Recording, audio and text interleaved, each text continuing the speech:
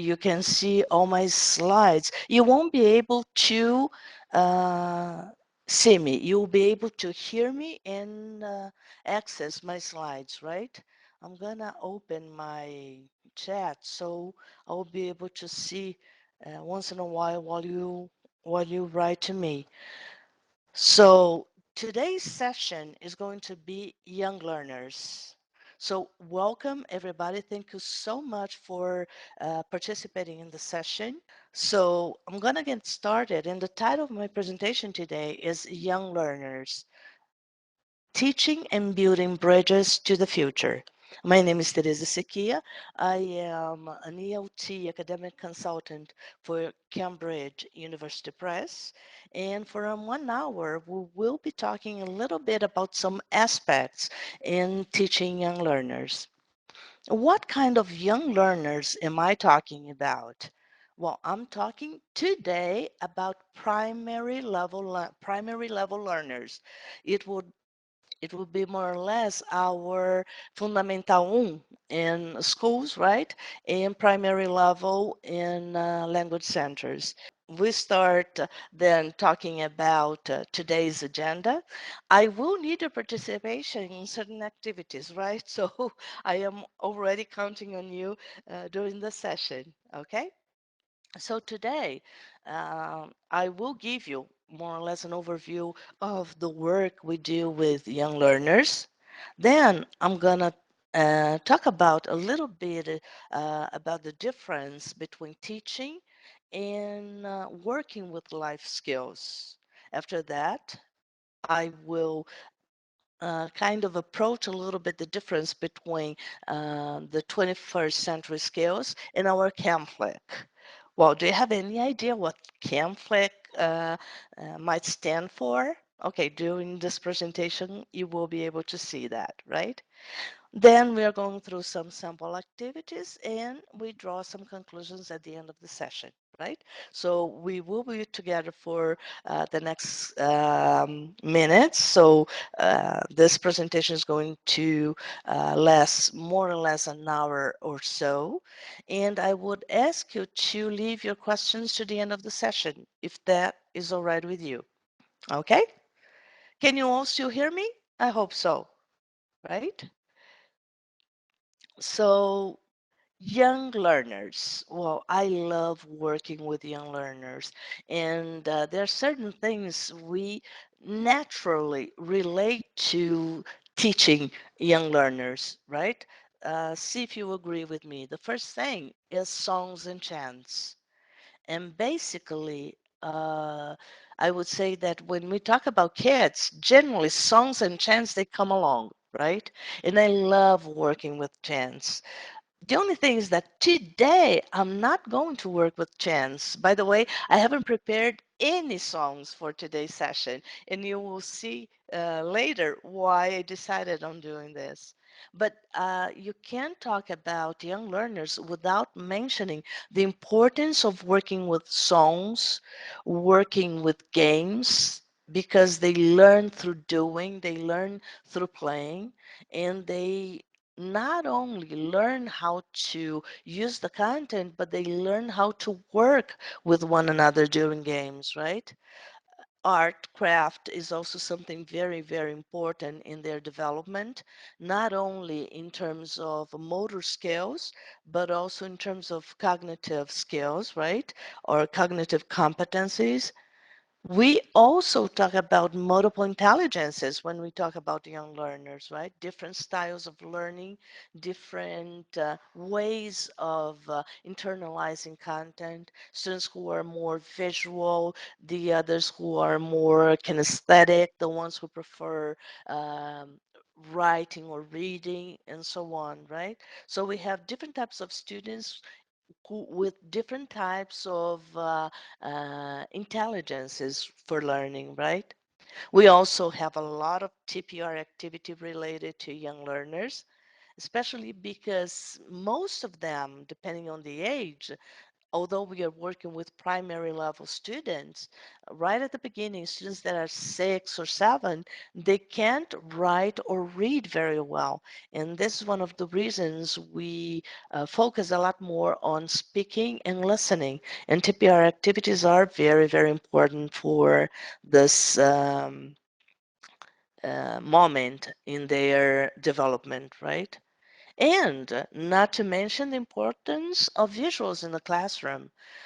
Whenever you think about the young learners, you have to think about visual input because the great majority of input they are able to absorb comes from visuals, right? And that involves the book, the flashcards, posters, PowerPoint presentations, videos, whiteboard, and so on. The thing is, I'm not going to talk about any of these things today. Amazing, isn't it? Yes, it is. Because today I decided during the session to talk a little bit about something that goes beyond what happens in the classroom, something that will prepare students for the future, right? So, what do we teach? Have you thought about that? When people ask you, okay, so you teach English, so what do you teach when you get into the classroom?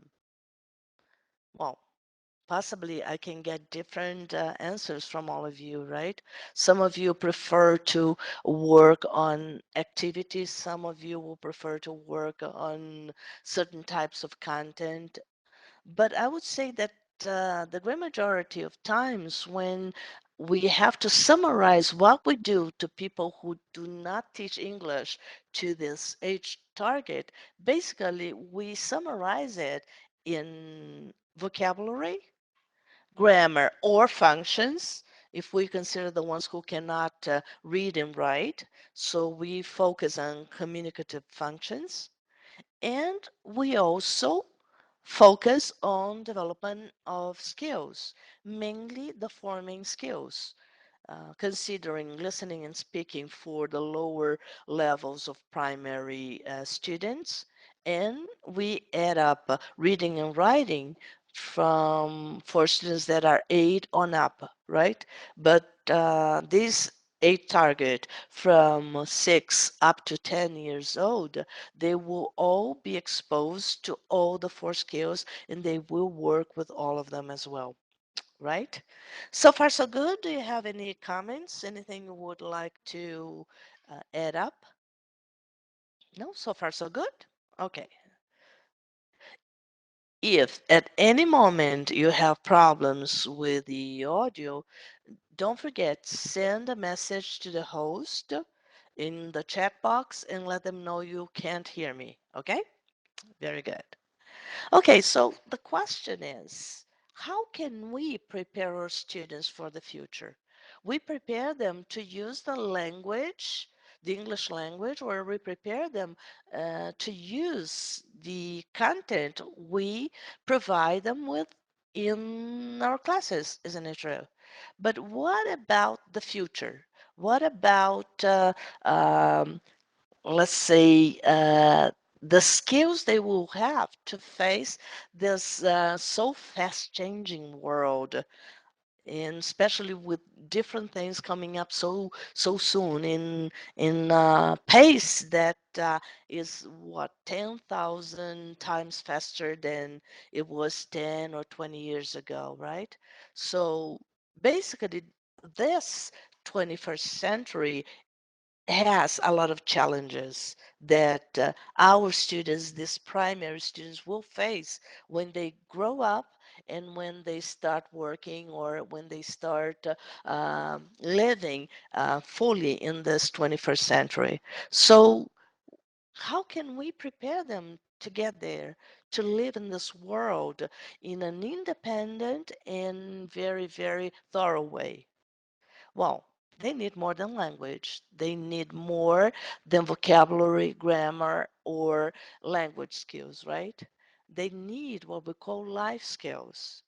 And this is what is going to, let's say, make them capable well enough will empower them to be able to cope with the world today, right? The way it is, and the way it's going to be in 10, 15, or 20 years from now. If we look around us, we can see a lot of people, and among these people, we can see people who are very outgoing, people who can express themselves, who can get any job at any time. And we also can see a lot of people who are not so outgoing, who have problems, for example, in dealing with technology, in dealing with other people in this world, right? We want our students to get there, to come to the adult life, being able to cope with all the difficulties the world can present them with, right? And how can we do that? Well, there is, let's say, a group of institutions that some years ago they created what they call the framework for the 21st century learning. And this partnership for the 21st century kind of studied and named all the skills that are necessary for people to be able to live in the 21st century. And these skills can be considered survival skills, career skills, media and technology skills, and we have educational skills as well. And from this educational skills, the center of them is what we call the four C's. And these four C's basically are collaboration, critical thinking, communication, and creativity. Well, we have heard about it quite a lot.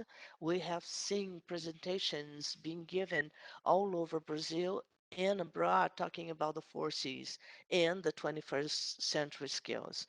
And Cambridge, because we are so worried about our teachers and our students, we conducted a research, a huge research among educators, among institutions, and also students to know what kind of needs they have or they might have for the future, right?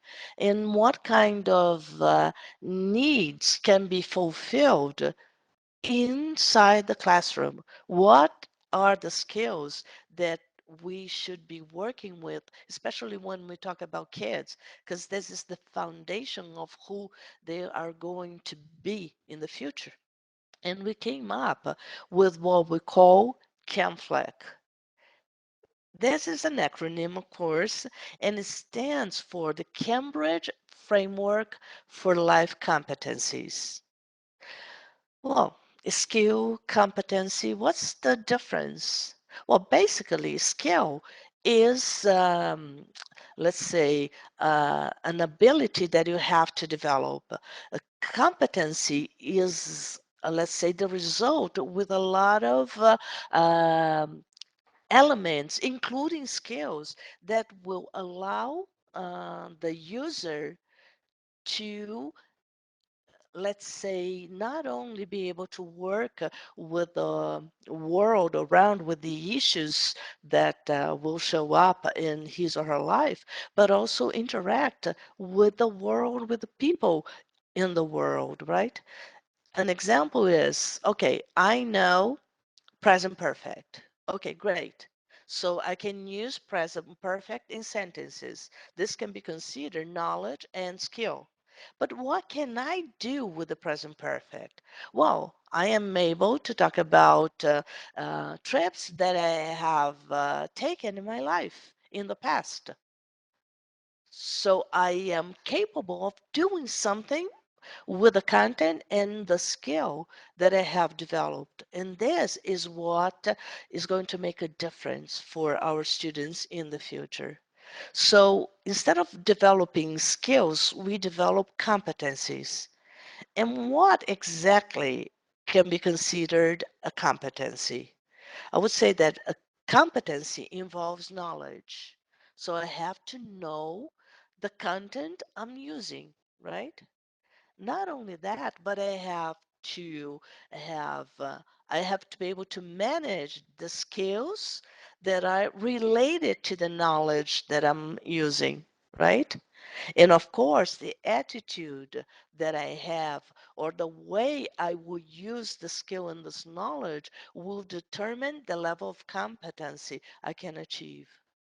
So basically, a lot more than working only with content, with knowledge, I will also work on the development of skills, not only the forming skills, but all the supporting skills that go together in order to allow students to learn language in a meaningful way.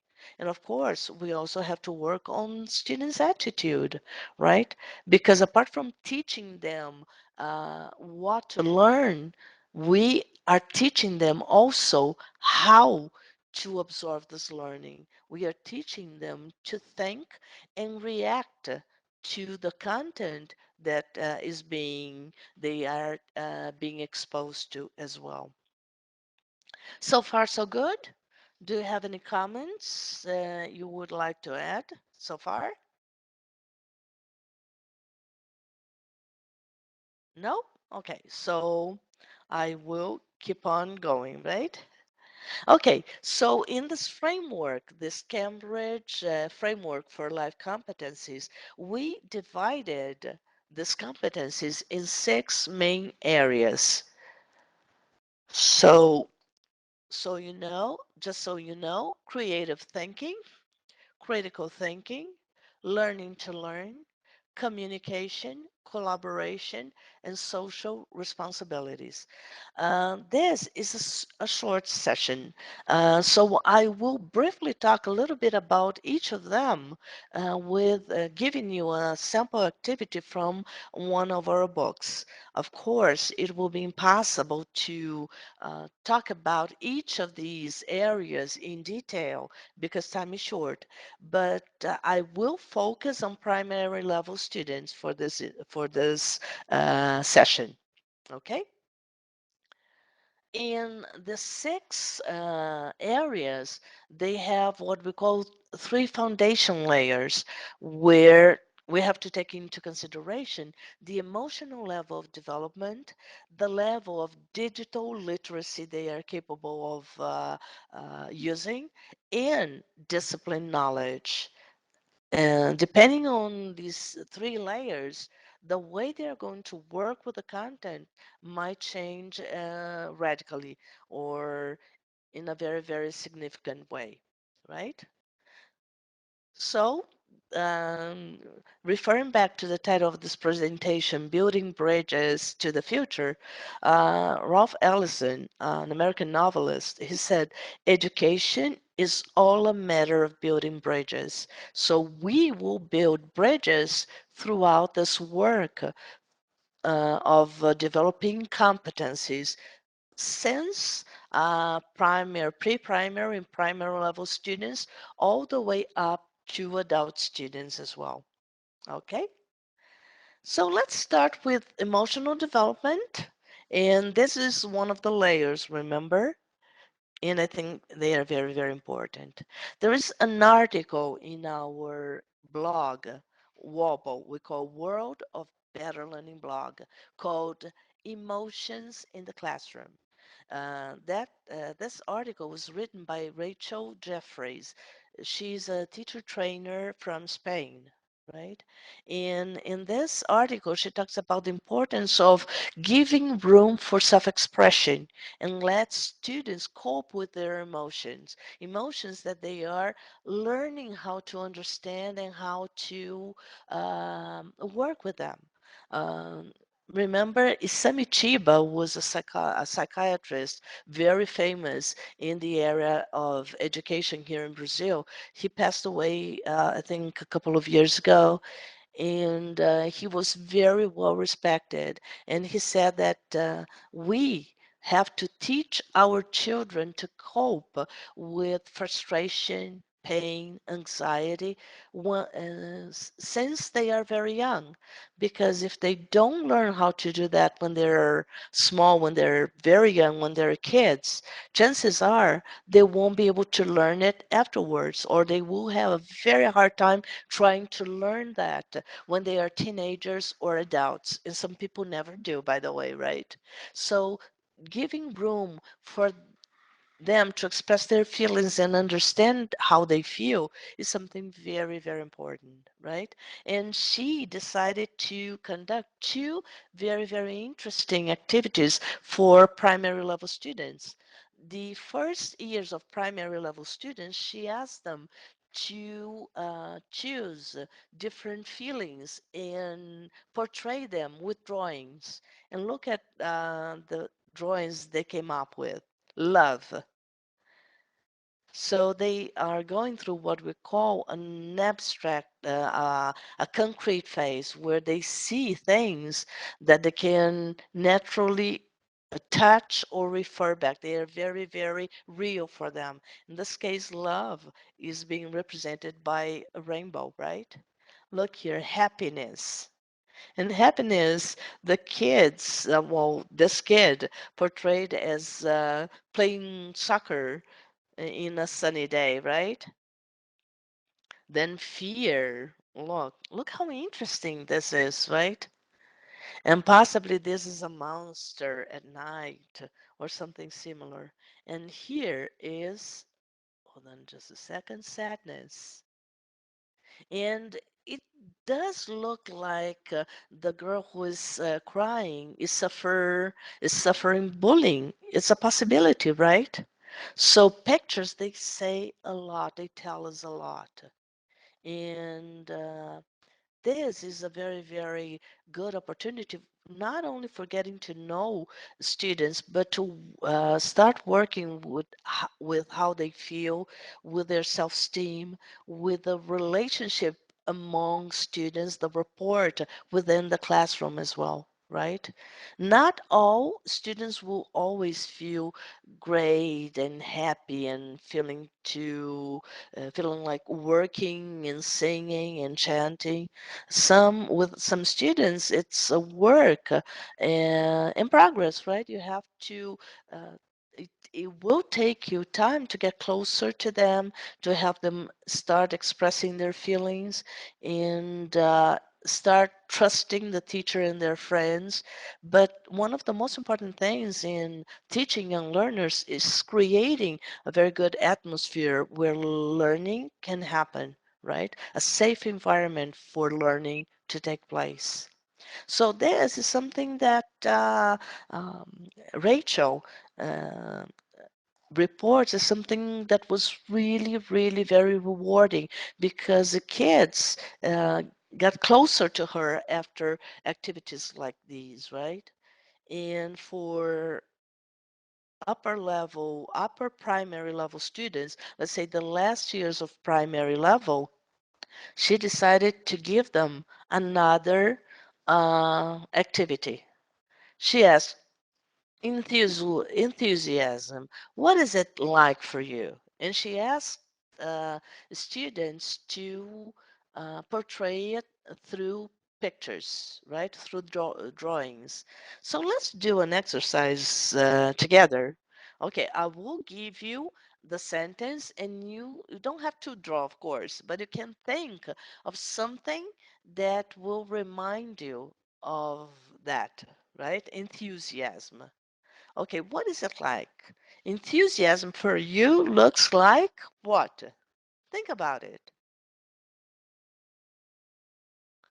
What about smell?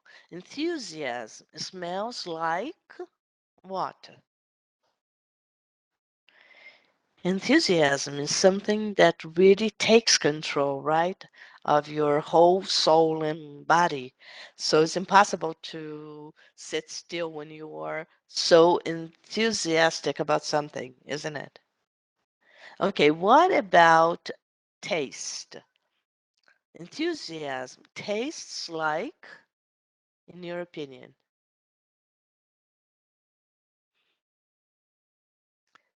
And what about the feeling you have? Enthusiasm feels like what? And finally, enthusiasm sounds like, what do you think?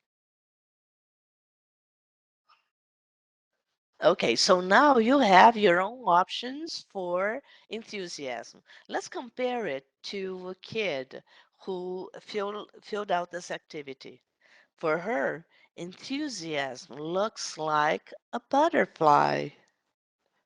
That's interesting, isn't it? Maybe because of the wings, right? Enthusiasm smells like a flower. Very cute, isn't it? Enthusiasm tastes like cookies. And uh, she possibly loves cookies, right? Enthusiasm feels like a soft dog. Very cute. And finally, for her, enthusiasm sounds like a waterfowl.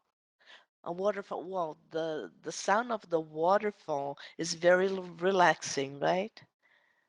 So if you compare this to your previous idea of what enthusiasm would stand for in terms of images, you can see how different um, feelings can be from one people to another, right? One person to another. And this student, her name is Claudia, and she is 10 years old. She is possibly in fourth or fifth grade now, right? So it's interesting, and this activity can be adapted. So what I am going to do is to ask you to do the same activity again with me, right? But instead of dealing with enthusiasm, we are going to deal with teaching. What about teaching? So tell me, teaching looks like, just think about it. Teaching looks like, what else? Teaching smells like,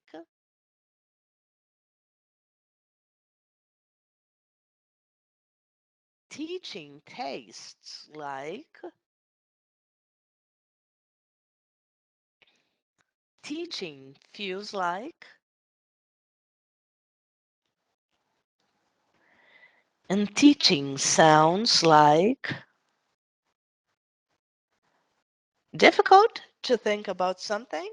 Okay, so let's share some information. Now, can you write in the chat box what teaching looks like for you? Let's see if you have access to the chat box, if I can have some answers from you. So teaching looks like for you, like what?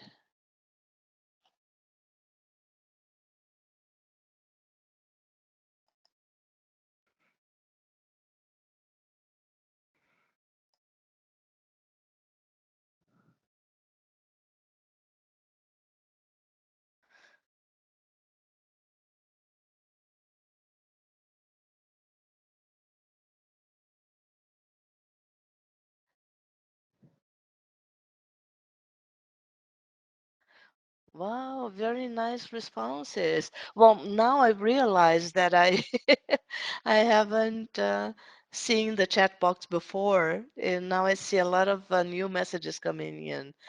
Some people, wow, a great challenge, a mountain, a river, very nice, wonderful.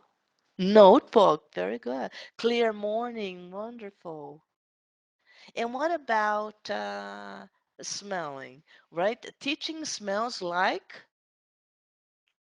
what for you?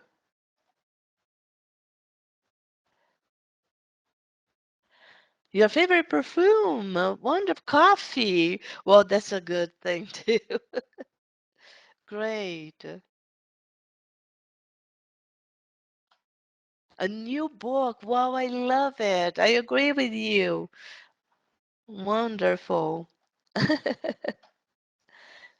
Your mom's perfume, Ana Paula, yes, it's a very, very special perfume, right? We always remember that. Wonderful. And what about tasting? Some people already mentioned piece of cake. For me, it's chocolate. Somebody mentioned chocolate. Pizza, wonderful.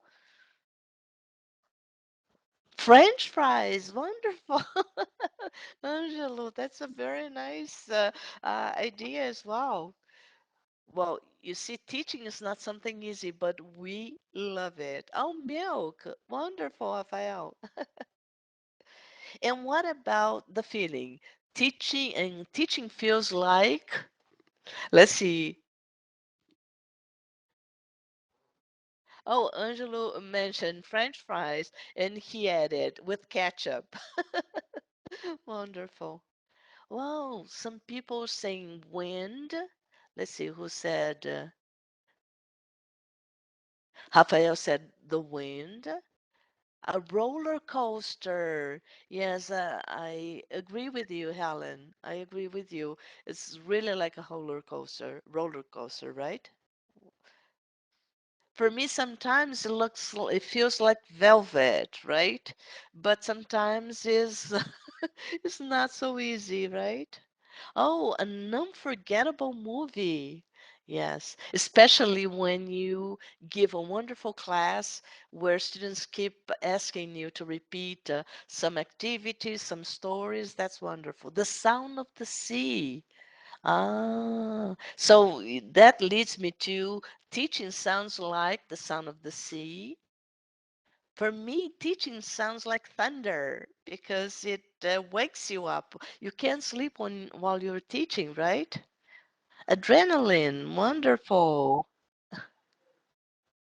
Wow, a classroom full of kids, Marina. I agree with you. By the way, when you enter a school without students, it seems a completely different place, isn't it true?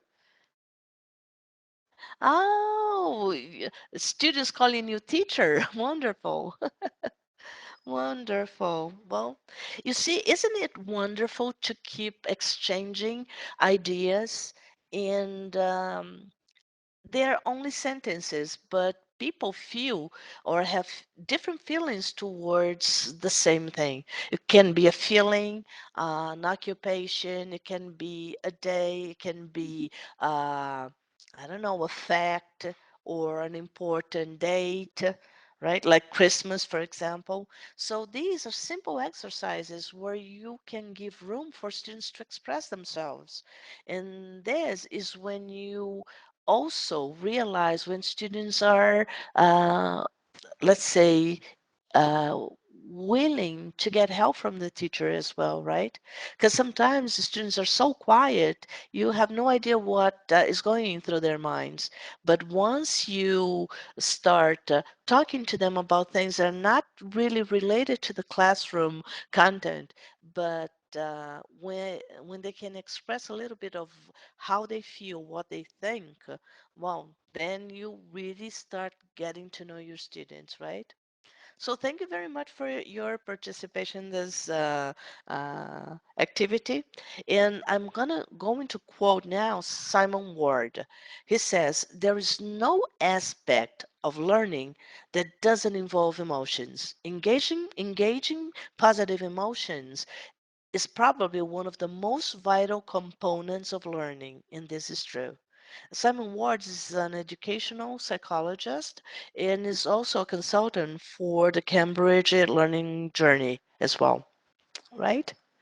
And it seems complicated, but for example, this is an activity for super minds level 2, where students are naming the kids portrayed from A to F according not only to the color of their hair and eyes, but also how they feel. So, for example, Tom has green eyes and brown hair. He said, well, it has to be D, right? And so on. Jim has got blue eyes and black hair. He's excited. And if you look, we have two girls wearing glasses, but one is scared and the other is angry. So students will look and see the difference through the way the characters are drawn. And in a way, they will be trained to recognize this in people as well, right? Because kids, when they want to say something, they say it no matter if you're sad, happy, angry, or whatever, right? So basically, they're learning how to be able to recognize this. The way people were feeling, because this is a social competence that they have to develop, right? Not only in social environments, but also in the future in professional environments as well, right? Okay, so this is the competency, right? Identifying and understanding emotions and the can do, oops, sorry, and the can do statement describing different emotions, right? What makes them feel happy, sad, or upset. Again, this activity is from Supermind's level 2. Okay, time for a story. Okay, so there's our three friends, and they have special powers. For example, the first one is Whisper. He can talk to animals. He whispers, and animals understand. The girl Flash, she's very fast, and Thunder, he is very, very strong. And there's also Misty, and Misty is not in this picture. Where is she? Can you see the silhouette?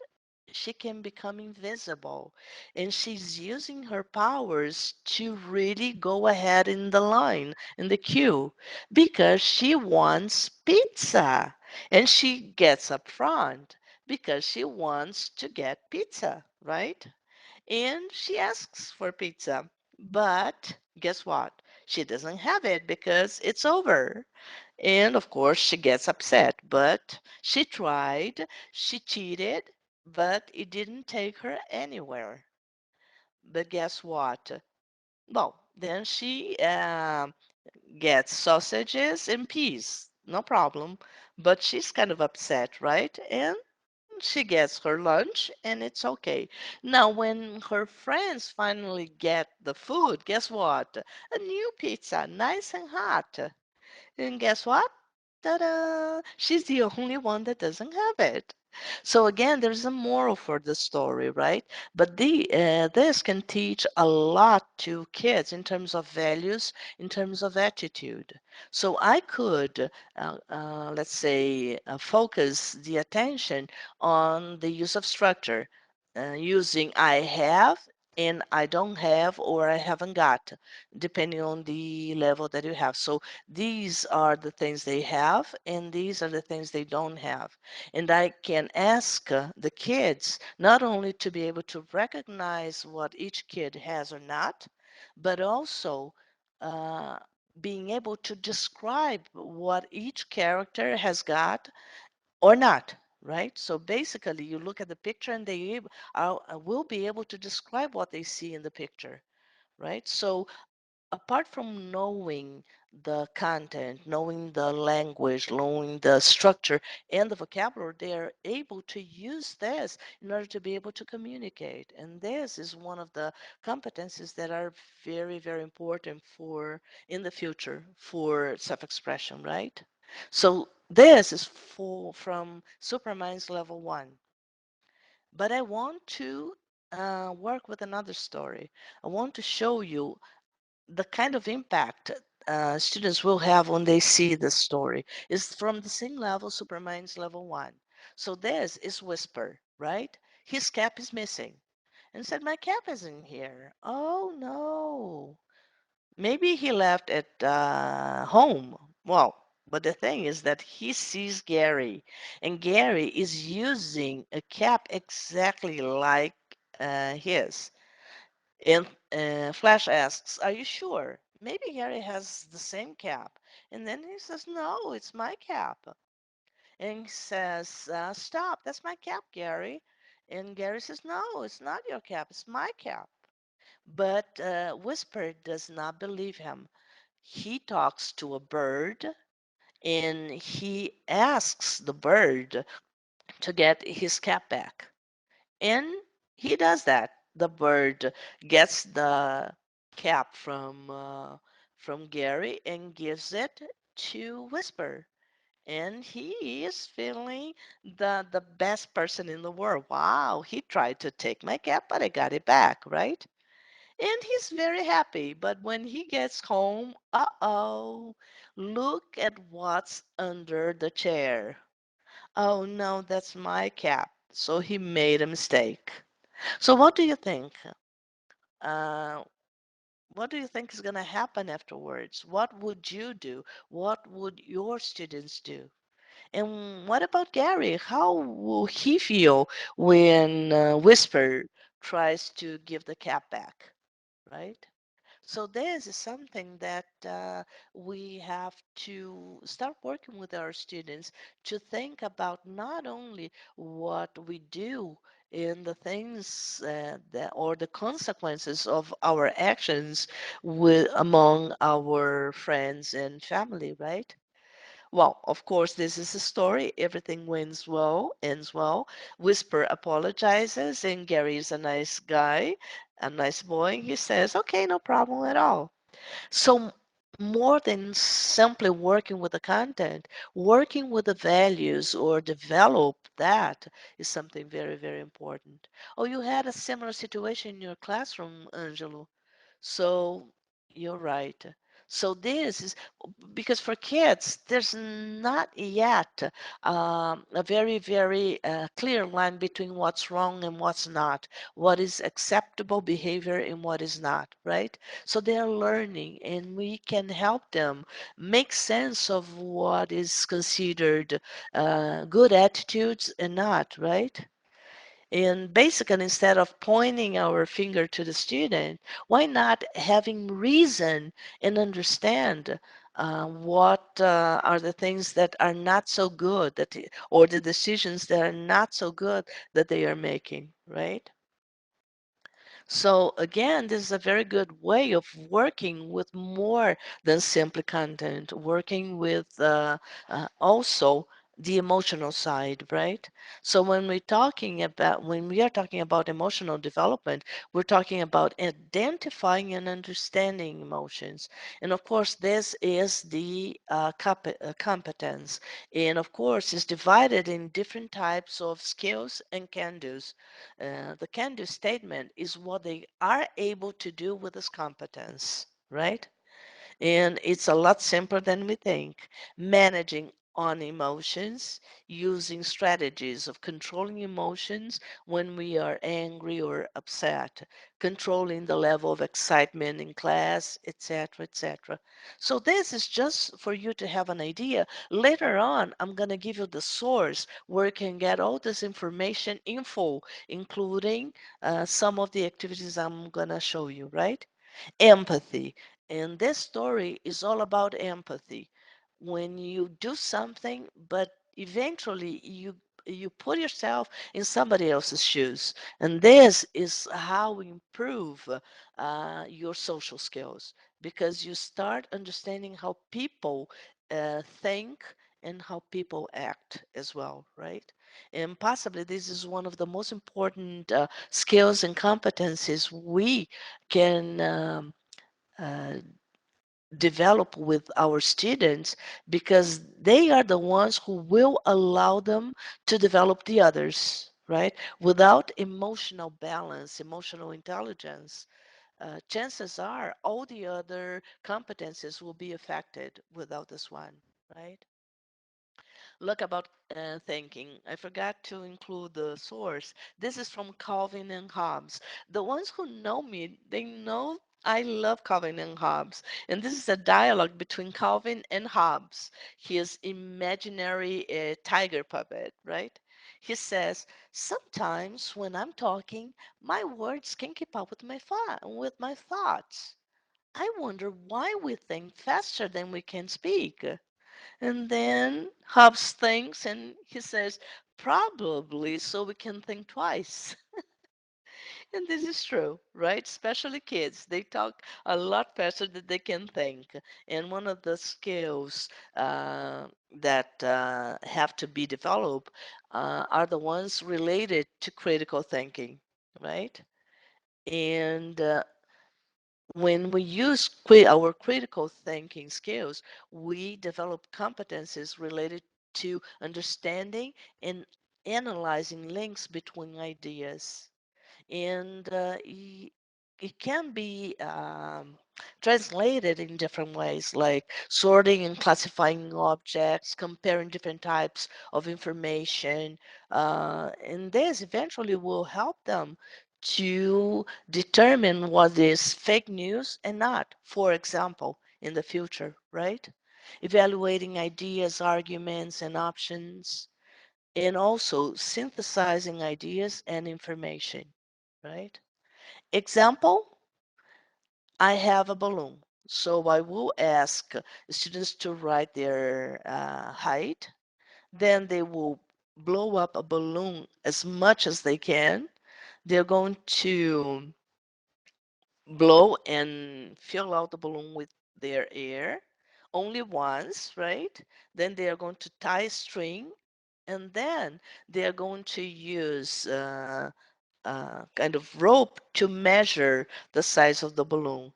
And then comparing balloons with one another, what are will they be able to notice? So again, we not only have the content, but we will have them think about the content they are developing, right? So competency, understanding and analyzing links between ideas, and the can-do statement comparing different types of information, right? Then we have communication. Communication is using appropriate language and register for context. And these are the can-dos. Managing conversations and also, hold on just a second, participating with appropriate confidence and clarity. An example, a sample activity of this, hold on just a second, would be, for example, plan a party and then answering these questions. Where is the party going to take place? When? How many people? Time to start, time to finish. What uh, will this party have in terms of food, drinks, etc. So students are going to work together and they are going to share ideas in order to create conversations while they are exchanging ideas. So this is from Kids Box Level 5, right? In communication. We also talk about collaboration. That means taking personal responsibility for own contributions to a group task. We talk about listening respectfully and responding constructively to others' contributions or activities. Managing the sharing of tasks in a project or working as a resolution related to a task. In other words, because time is getting short, I am going to show you, hold on just a second, here, um, a task. So the idea is, imagine you want to buy someone a present. Decide on who is it for, why you want to buy a present, and two things you could get. And then use your ideas to make your own new dialogue. And then you act out for the whole class. But of course, everybody will have his or her own idea. And depending on that, you have to exchange information. You have to try to convince or be convinced by your partners in this activity, right? So the idea is there is no right or wrong answer for this activity or role play. The most important thing is to have students talk and interact and give suggestions and change ideas or convince people of their own ideas. So this is from Superminds Level 5. And we also talk about creative thinking. When we talk about creative thinking, we talk about participating in creative activities and creating new content from own ideas or other resources. So, again, summarizing this into different activities. For example, students can make a shop. For example, I can have clothing or a clothes shop, and then students will draw whatever they want to sell, set a price, and start uh, talking to their classmates, right? And every student or every group of students can have a different type of shop. And they are going to use their own ideas. They will decide on the items, the price, everything.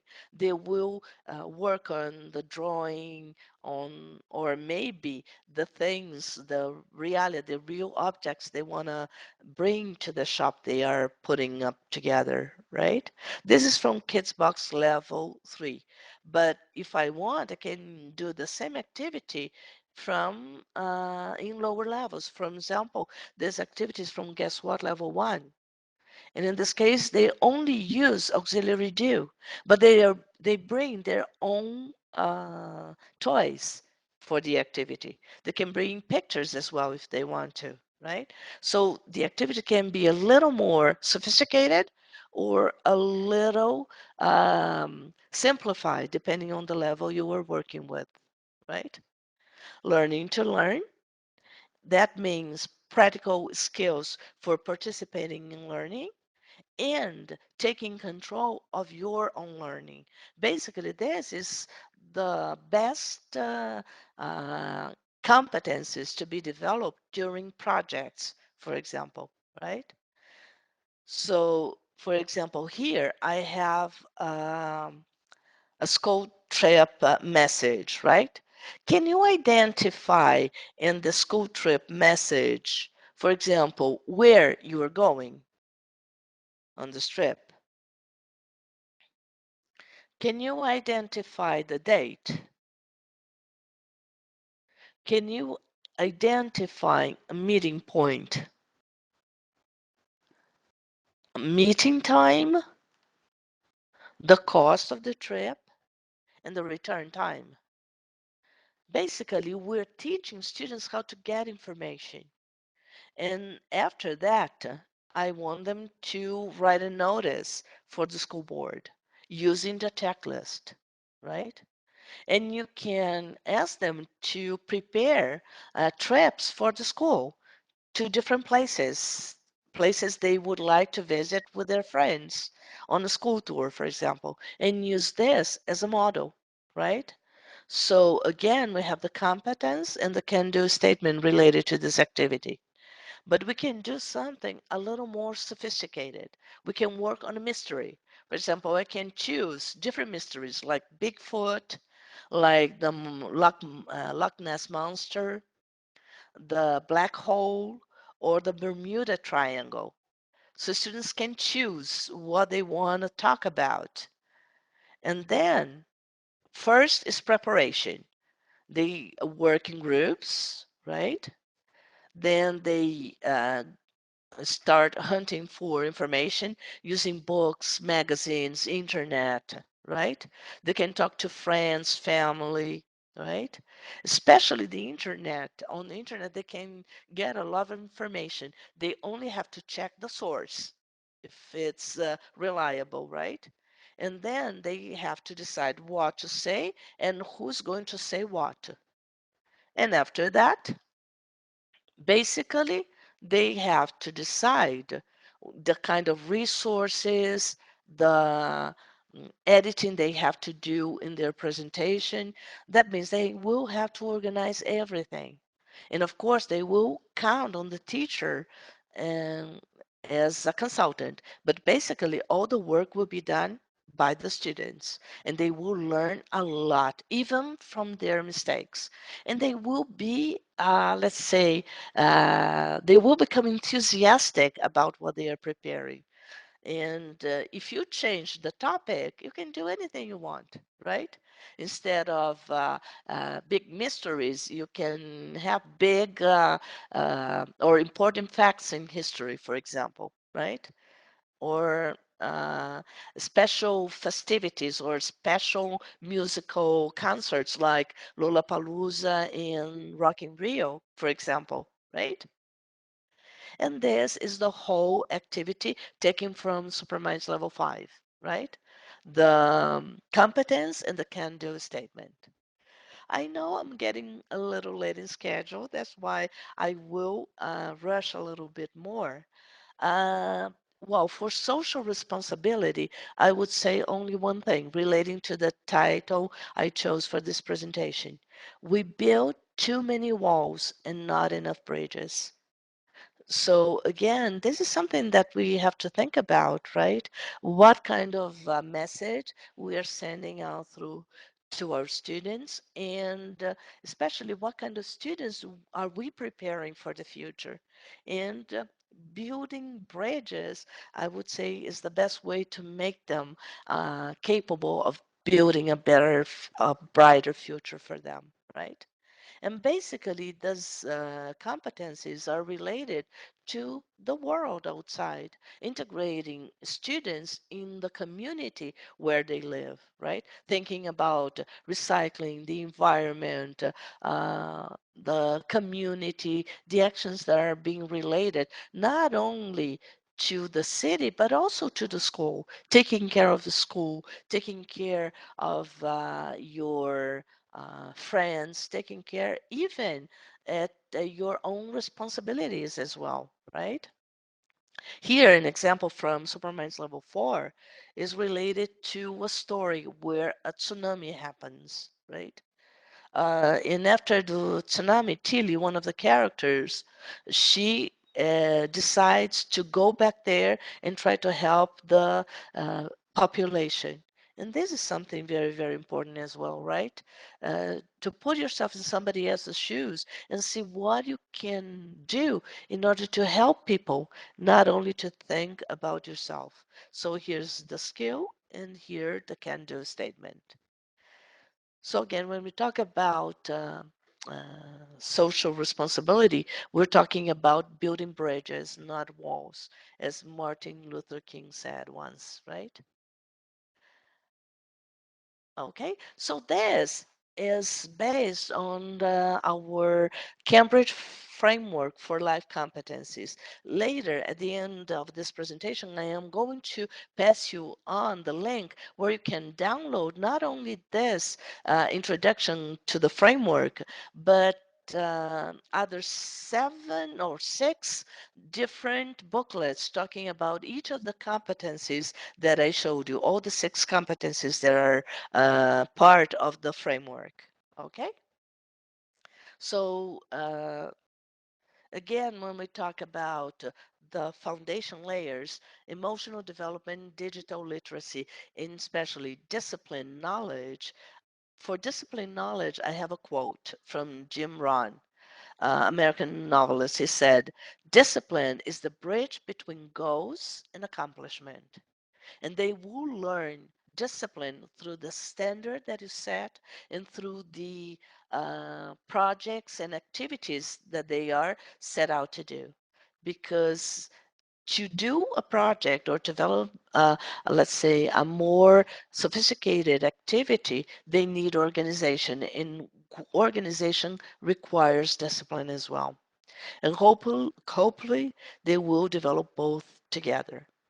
Well, I use different activities from different books. And one of the things that we have to think very well when we choose a course book for our students is choosing well, thinking about appropriacy, if the book is appropriate for our students in terms of content, in terms of amount of information, because we have to take into account their background knowledge as well, right? We have to think about the pace of the book. We have to think about the number of classes we have per week, the amount of working hours that we have available, and the end of course goal. For example, if I work with primary level students, they start with the first grade. Where will they finish? In what level will they finish when they leave in the fifth grade? We have a lot of books, and these books will cover different types of level. We have pre-A1 up to passing through A1, A2, up to B1, which is upper intermediate level. Is the same level for our preliminary, right? Which was called beforehand as PAT, the PAT exam, the Cambridge PAT, right? And here I can give you four different options for books. Who is going to decide which book is the best one? I would say the students. I have to take into consideration the level they will cover and the amount of content they will cover throughout the levels that they have. Of course, you don't have to use all the series from the first level up to the last one. For example, if you decide to work only with A1 from a pre-A1 to A1 level, you can use, for example, from levels 1 to 4, for example. But in terms of working hours, we have different books for different types of schools, right? So, for example, if you have more than 5 hours a week, you can decide on using a book like Superminds or Power Up. And if you have a more limited amount of working hours, you have to try to use a book that will give you enough content to work uh, in a nice way throughout the levels that you have, right? For example, guess what? Is one of the series that we have who also provides you with a split edition. So one level divided into books that you can use one for 1 year, for example, right? So in our site, you will have access to all this information and talking about building bridges to the future, I would say that something to remember is that there are two lasting bequests we can give our children. Bequest is our heritage, right? Things that we leave behind for our kids.